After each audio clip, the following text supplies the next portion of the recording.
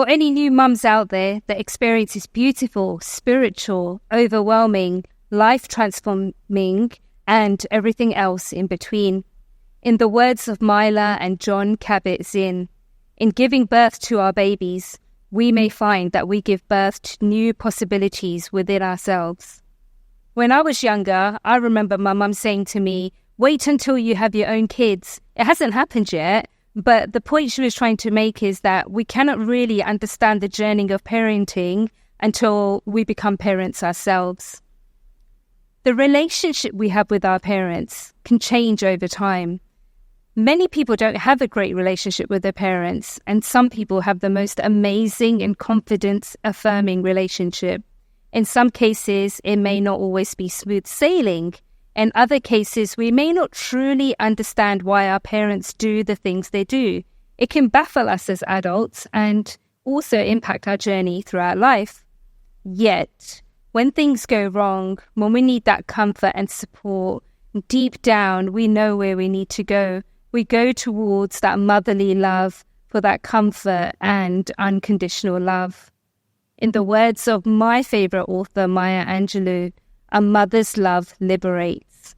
My guest today is a new mother, a businesswoman, an influencer, and someone who is on her own journey to transform herself and create a life that she deems best for her, her family, and her new baby. The mother of Zenith, the owner of the pad in Dubai. If no one's tried it, check it out. It's an amazing space. And she is someone who I met a few years ago, and I just really clicked with her. I've been a member of the pad, and I really believe in the ethos that she follows. She's a great lover of plants, and I love plants. And when you go to her studio, you'll just see how amazing that really is. So who is this wonderful lady who I'm talking about? It is Shaazia Qureishi Kajwala. So thank you for being on the You Got This podcast today. Thank you so much for having me, Monica. It's a pleasure to be here. Oh, wonderful. So let's hear a little bit more about Shaazia. So Shaazia, you grew up in a family business. Tell us a bit more about that and where your inspirations come from. Sure. So, so growing up, I'm part of the Bori community in Islam.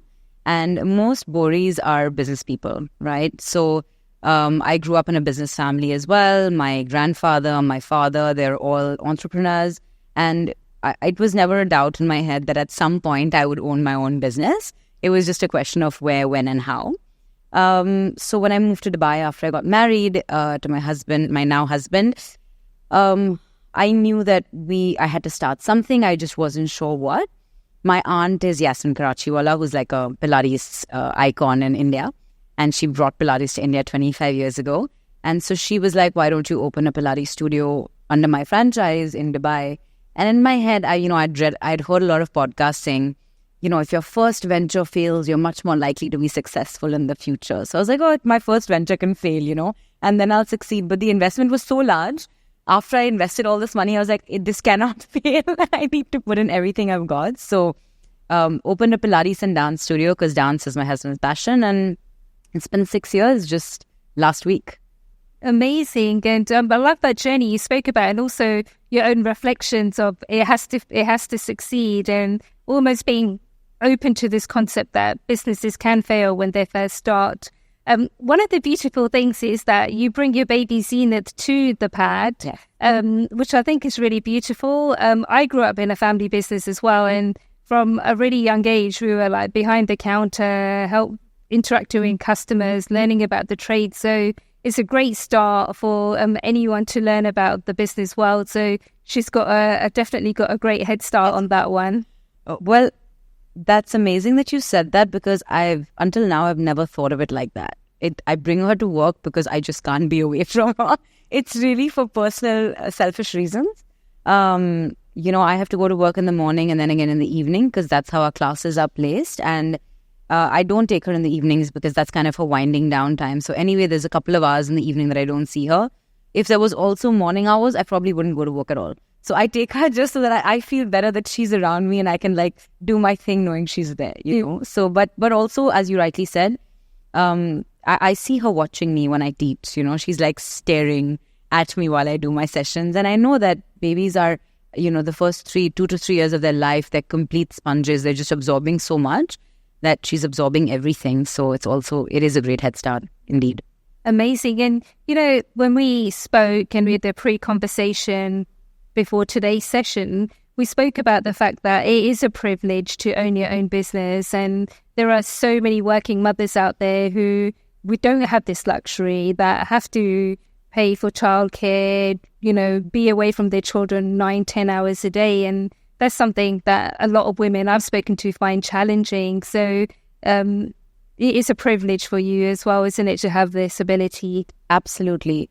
We've all heard our mums say growing up, you'll understand when you become a mother. And it is the most cliche, like, can you stop saying that to me dialogue while we're growing up? And then you become a mother and you're like, oh my God, I finally get it. I've had friends who've been, working for 10, 11 years in the same career. Like one of my friends was working in Emirates and she made it all the way up to like training the crew.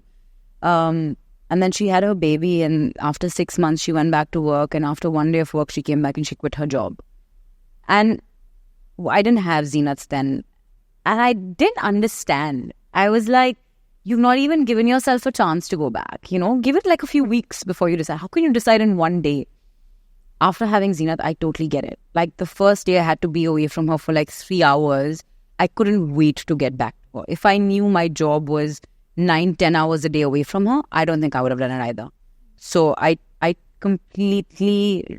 so grateful that I have this privilege, that I get to take her to work with me, that I get to choose my working hours, that I get to decide not to go into work a few days, that I get to move around some sessions when I need to for her. It is an absolute privilege, and I don't take it lightly. No, well, thank you for being so honest and sharing that. And I do feel that employers are trying the best they can. I still feel there's so much more that can be done in today's workplace. The whole notion of flexible working, not looking down at new mothers, because the events I've attended, the people I've spoken to, they really feel that they're at a disadvantage because they have a young child and maybe they lose out on work opportunities. So that narrative really needs to change, because the contribution to society is immense from women. And that shouldn't be taken away because they have a child. And these children are going to grow up and be the workforce of the future. So if these mothers aren't going to have children, who's going to work in the future? You know what I mean? Like the mindset is flawed, because the maternity leave, the fact that women are still fighting in so many parts of the world to even get 3 months of maternity leave, which is nothing. The fact that paternity leave does not exist in most places of the world today just goes to show that society does not give as much importance today in our new world to childbearing and child raising. It was different back in the day when we were raised in villages, right?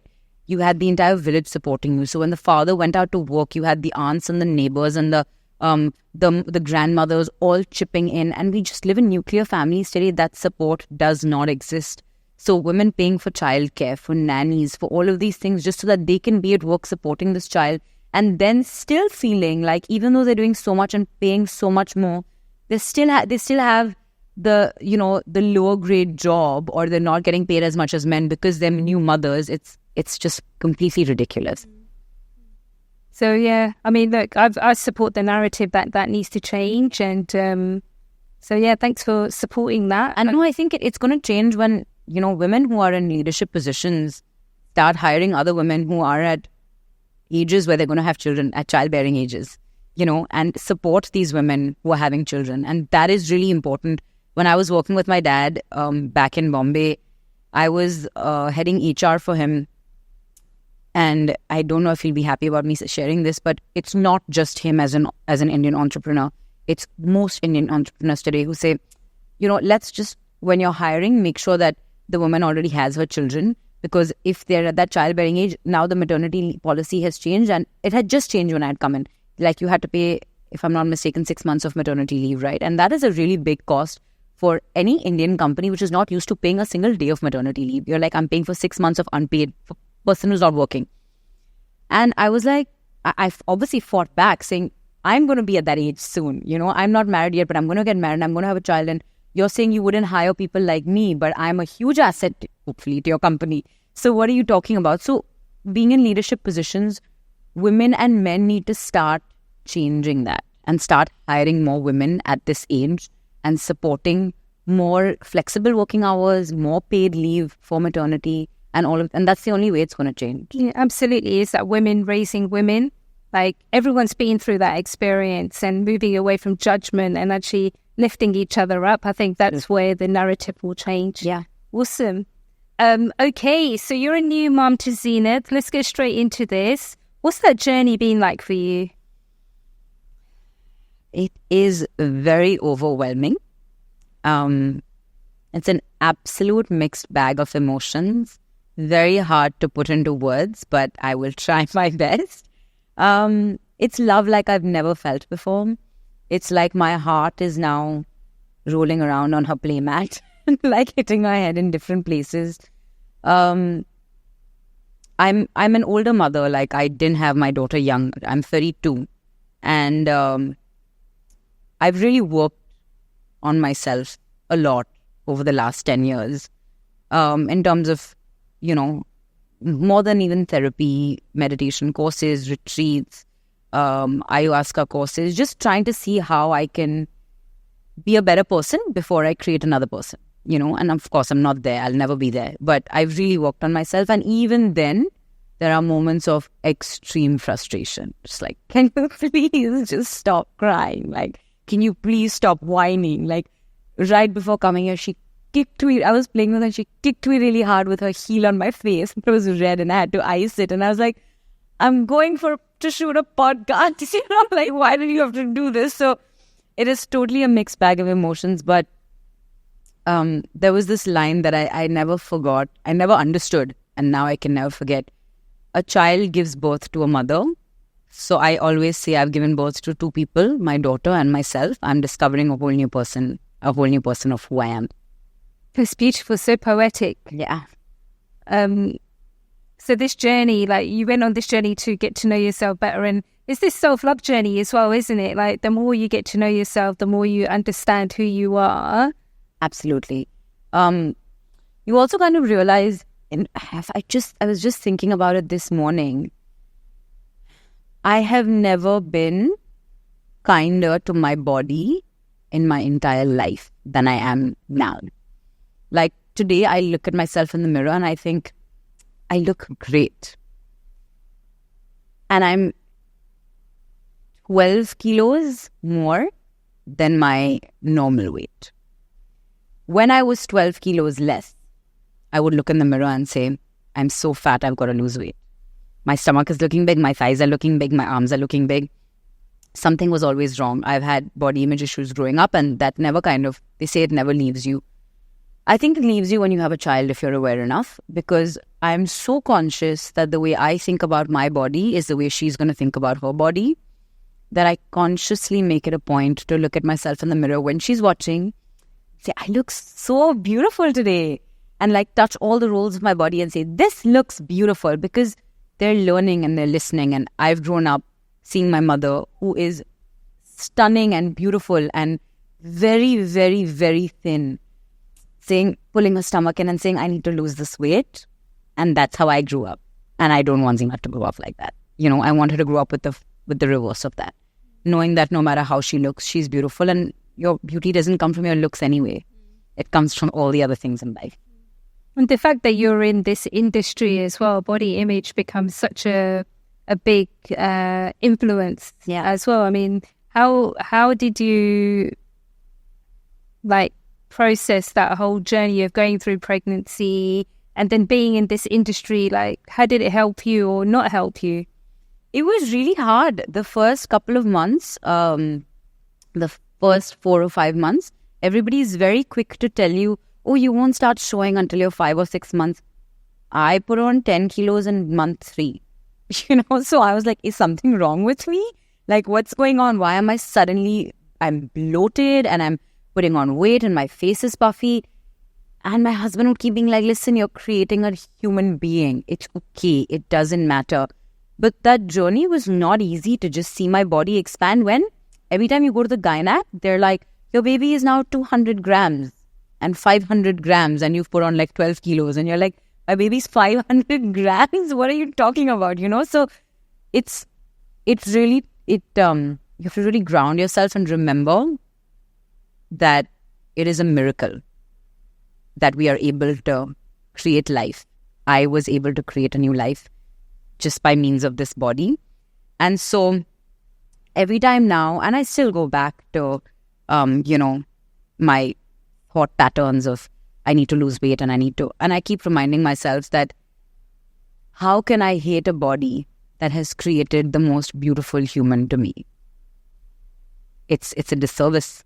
How can you hate the machine that has made the body has made my daughter? So I truly have changed my opinion about my body. It's self-love to a level of me accepting every part of myself and knowing and being aware that the way I treat myself and the way I look at my body is how she's going to treat herself and how she's going to treat her body.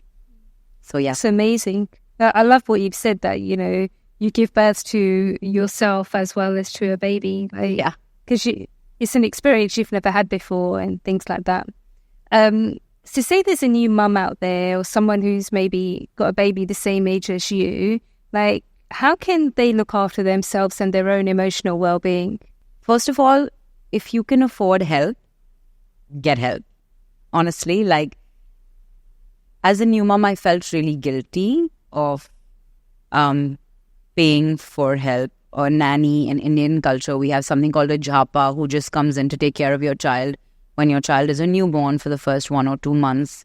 And I was totally against the idea. I was like, why would I need 2 people to take care of my child? What will I do if there are 2 people taking care of my child?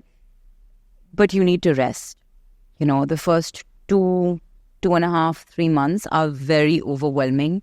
Your baby's changing, growing extremely rapidly. Every week is different. Every day is different. And they're not responding yet to you. Certain moments, yes. But most of the time, they just need to be fed, diaper changed, and they're sleeping. So you're not getting much interaction at that point. So it's okay for you to rest. You're not missing out on much. Rest as much as you can, in the first few months. Second is truly surround yourself with people who are willing to help. When you get pregnant, you'll have a lot of people who have babies come and say, anything you need, I'm here for you. Very rarely do we take those people up on it, right? How often, I want to ask any new moms, how often have you gone back and actually asked for help from those people who said, I'm here?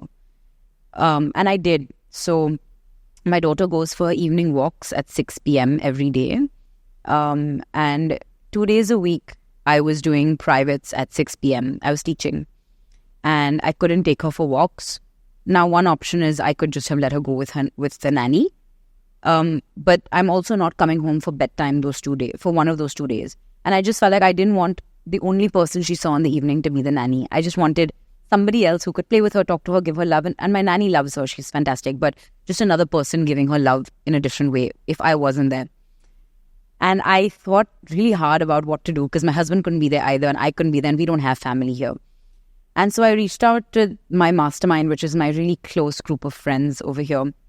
And I really put myself out on the line. I was like, guys, will you be okay to come take Zeenat for a walk twice a week? I don't know if this sounds weird. I don't know if I'm asking for too much.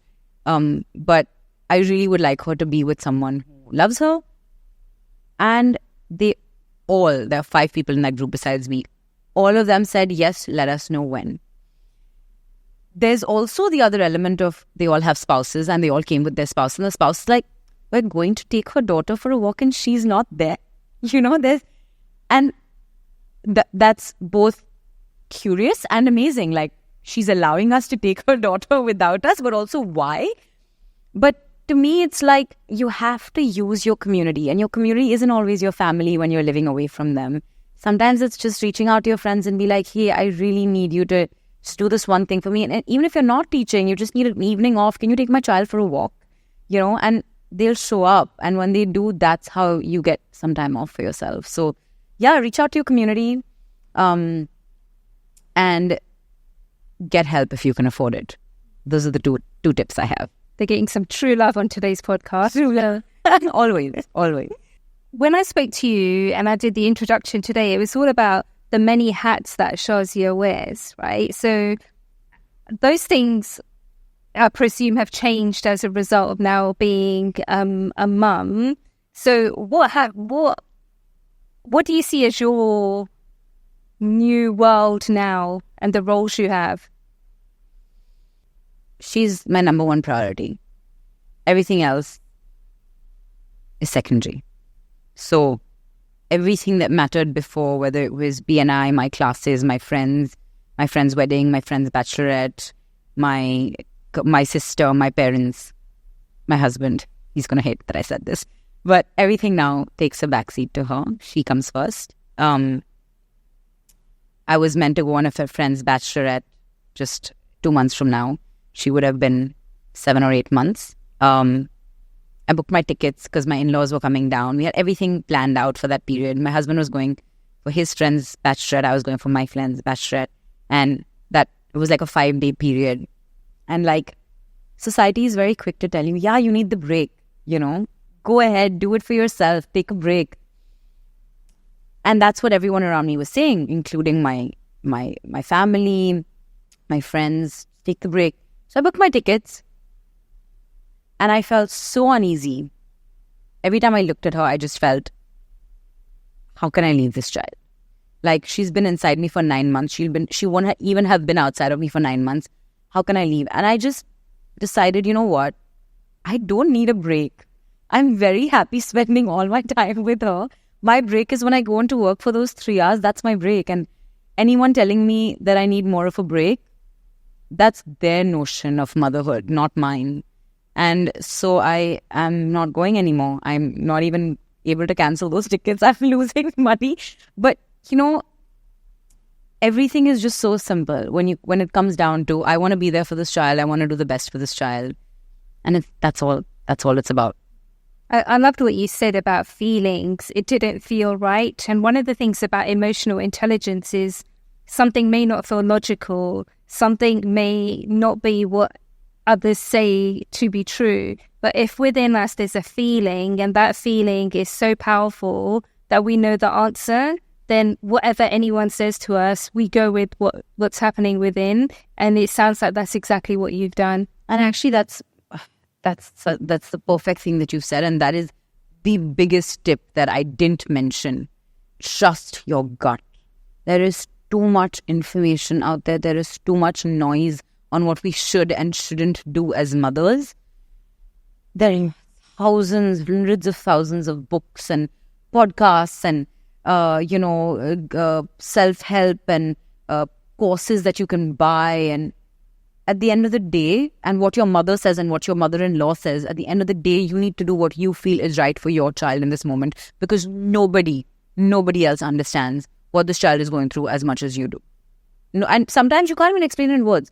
Why do I need to do this? I don't know. I just know that my child currently needs to be wrapped, currently needs to be held, currently needs to be burped. I just understand.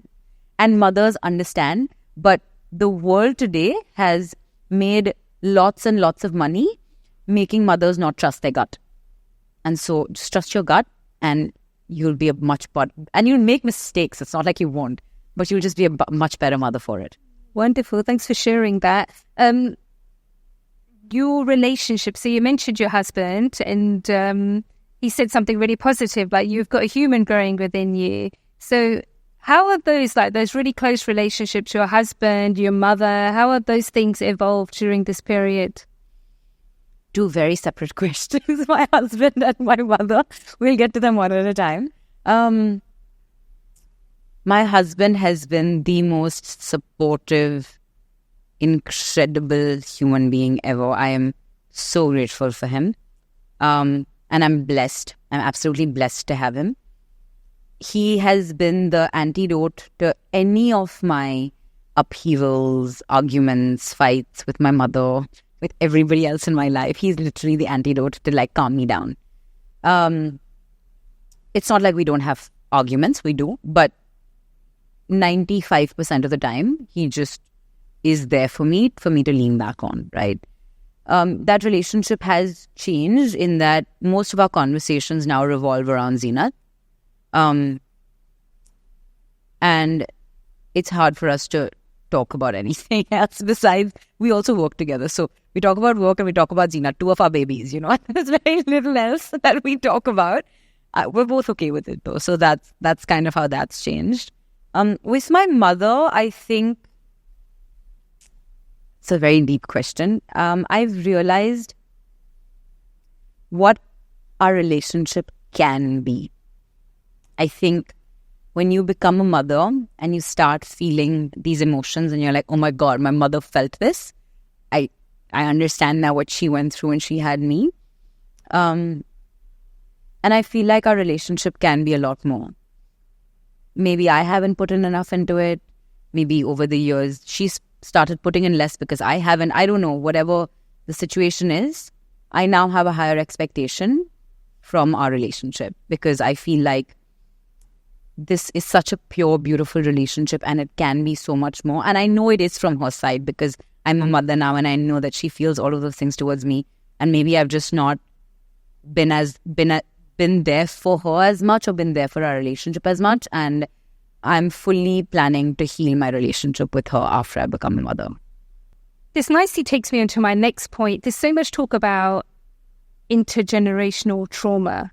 There's this whole thing I read once that if disease and illness can be passed down from generation to generation, then why would the trauma also not be passed down? And there's amazing authors out there now. There's Mark Wunlin, there's Dr. Mario Bouquet, and they talk a lot about this trauma that we carry because we don't know. We might not know what happened like 100 years ago or more than that, but there might be things that we're carrying from that experience. And what work have you done around this? So you mentioned Mark Wunlin. I've read his book, It Didn't Start With You. Half of it is a book and half of it is a workbook. And it's really hard. I've read the whole book and then done half of the workbook. It's crazy how much generational trauma can affect us in our lives in ways that we don't even know. A very small example, when I was doing one of his exercises, it asks you to write, gives you some stimulus and asks you to write about how you feel about certain relationships in your life. And then read that from one perspective and then a different perspective and then a different perspective. And when I was doing that, I remember reading it for the third time and I was like, who has written this? What are these words that are coming up in this writing of helpless, unloved, guilty? I'm like, who is this person? I don't associate with these words personally. I don't feel helpless ever. I don't feel unloved. I don't feel guilty because I don't think I do too many wrong things in life. But yet when I was writing, these things were coming out. And I was like, these are not my traumas. These are traumas from generations above me that I'm carrying with me. And that is putting me into situations that is causing me to do things that I wouldn't normally do because I need to carry on those traumas and I need to break them and I need to find ways to break them. That's one part of it. The second part of it is not just generations that are linked to you and connected to you, but being a woman, we all carry traumas from womanhood, right? From the collective womanhood. And the guilt that you feel when you become a mother, they say mother's guilt, it's just like passed down as dowry, to all women. No matter what you're doing, no matter you've given up your job, you've given up everything, you're spending all your time with the child, you're not getting help, you're getting help. No matter what you do, there is guilt, which I didn't bring it on to myself. I was just passed on. And I was like, why am I feeling this? I have no idea. But all moms feel it. And every woman who becomes a mother feels it. And I know that this is woman trauma passed down from one woman to the next. So one of the things Mark Wunlin says in his book is the first step towards breaking the generational trauma is awareness. And then there's a lot of deep work that I don't think talk therapy is enough to help. You have to do deeper work of hypnotherapy, of constellation therapy, there's many different things that you can do. And that is what is truly going to help you break that generational trauma. Am I there yet? No, I think I've started on the journey. As I mentioned, I went for an ayahuasca retreat right before I got pregnant. I didn't know it was going to be right before I got pregnant, but Zeenat always stays an ayahuasca baby. She is free from all my traumas, hopefully. And so I think I'm on that journey though, and I hope that we're all going to pass on some kind of trauma and some of our crap to our kids.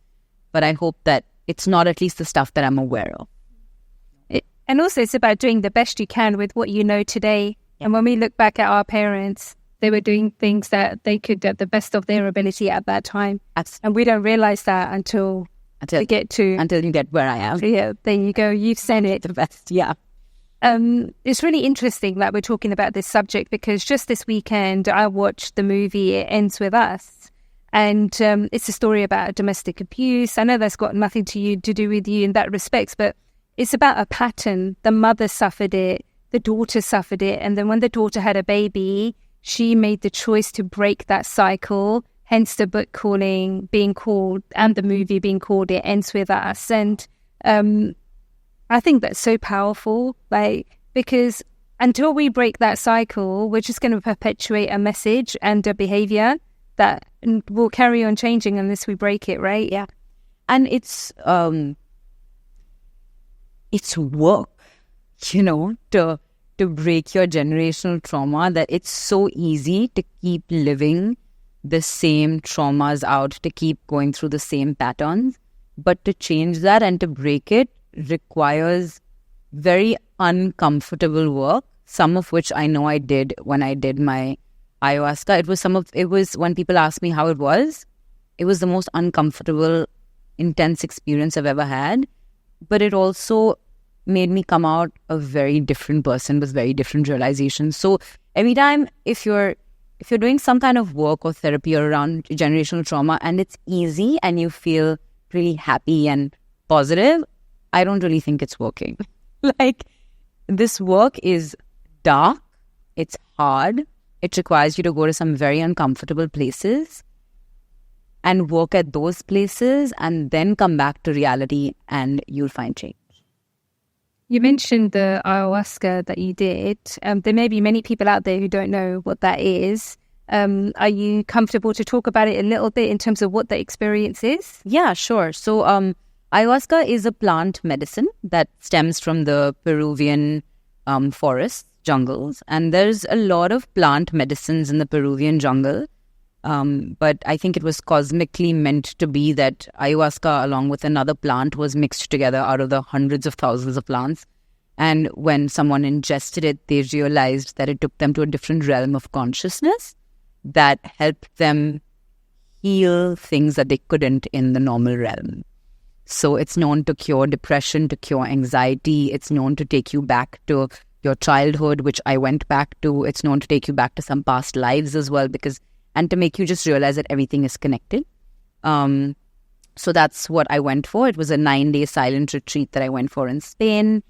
I did the plant medicine 3 times. It's done at night. And it was earth-shattering, groundbreaking, blew my mind.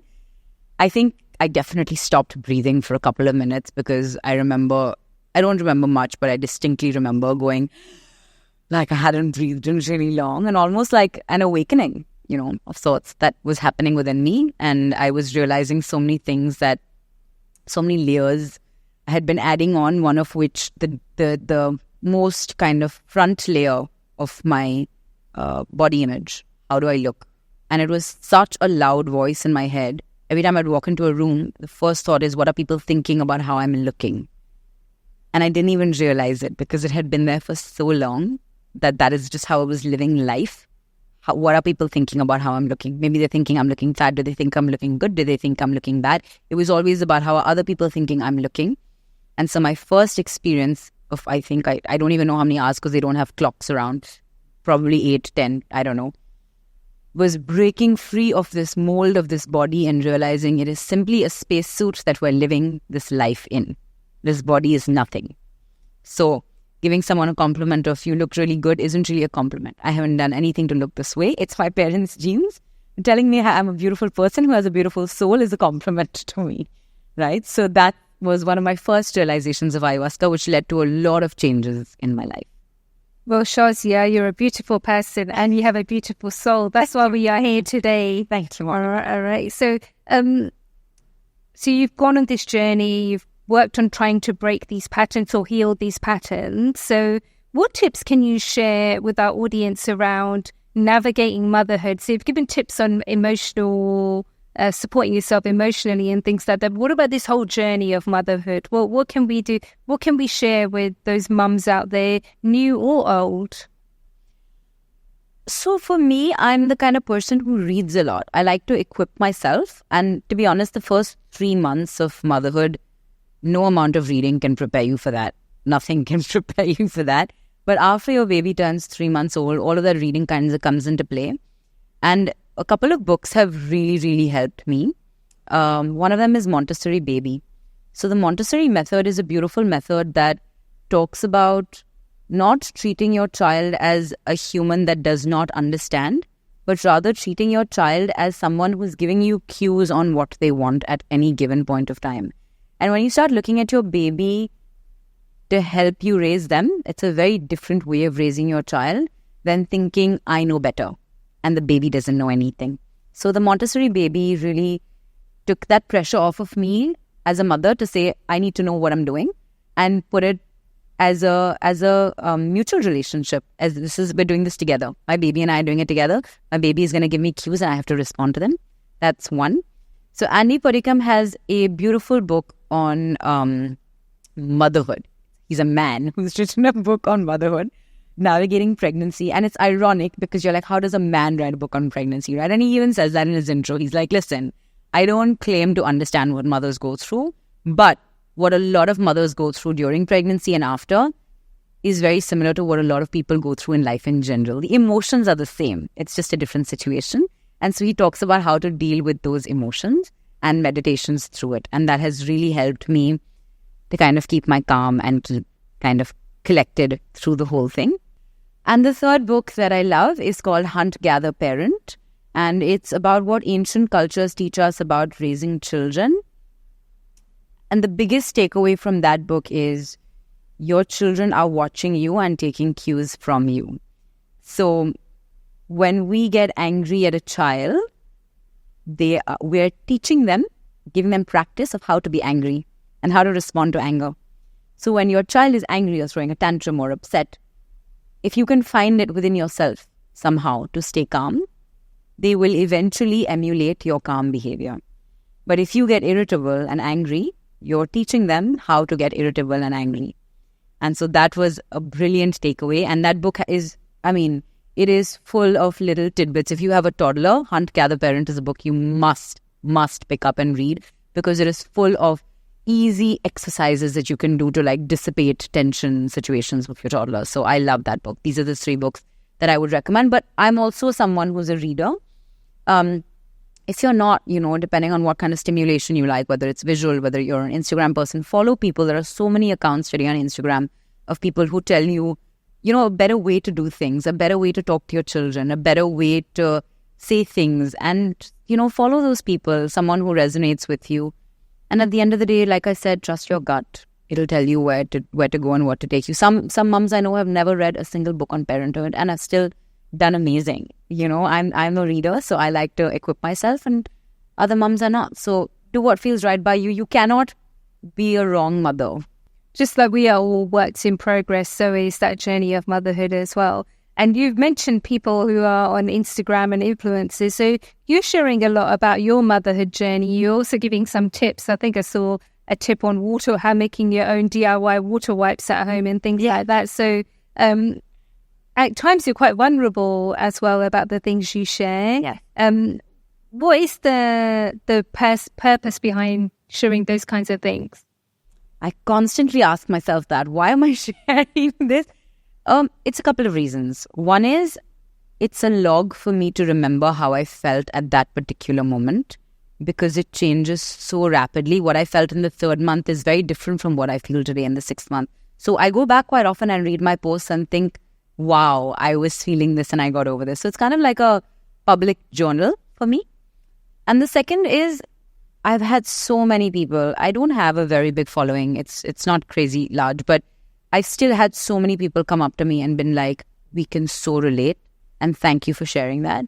One of my reels that went viral was me sharing about my first trimester and how hard it was. And usually, in your first 3 months, you don't tell people you're pregnant, at least in Indian society, and in general also, I think it's like, because you're most likely to have a miscarriage. So you want to be sure you're actually having a baby before you share. And the first trimester is the hardest trimester for 99% of women. And nobody talks about it because nobody's telling you they're pregnant, right? So you're just thinking, oh, this person is sick, so they're not coming for things. And I remember thinking, I am going to share about my first trimester when this crack gets over. And I posted a reel and I had recorded myself crying, and I thought I was crazy because I was literally crying and having a breakdown. I was like, I will post about this. They show how hard it is. And it went viral because women are like, oh my God, thank you so much for sharing. We thought it was only us going through it. And that's the thing. A lot of moms think they're alone, but every single mom is going through it. So that's really my purpose of posting it, saying you're not alone. Everyone's going through this together. And that power of sharing as well. Like, I mean, not everyone wants to get in front of a camera and share their feelings. Journaling is so powerful. Writing down your thoughts and taking those feelings and emotions from your head and putting it on paper to give you that sense of almost releasing your feelings is powerful. Yes. Instagram is a form of journaling for me. One could argue, why do you do it in public? And I could argue, why not? Oh, I love that. Yeah. For a pro Instagram person that us here today. So Shaazia, thank you so much for being here with me today and the You Got This podcast audience. It's been wonderful, like just hearing what you say, but from a different perspective. Like, I know you, but I feel like I know you from a completely different way today, and that's like really beautiful. Before we say goodbye to the audience today, what one tip could you share to someone around how they can overcome life's challenges? So I wanted to say something, and I'm going to intersperse what I was about to say to you with what you asked. Not everyone you meet will be able to make you feel comfortable enough to be vulnerable and share your story. So thank you for allowing me this space to share so openly and freely. I truly appreciate you and your podcast. Thank you so much. Thank you. And one tip is, honestly, what you've done here, Monica, is so powerful. You've created a space where people can just come and be their honest selves. And if more people were like you, this world would just be a nicer place to live in. All right, thanks. Second time crying on a podcast. Sorry, folks. All right, no, it's been a huge honor to have you here. Thank you so much. And to my audience, thank you for listening and hearing from a slightly emotional Monica. And remember, you've got this.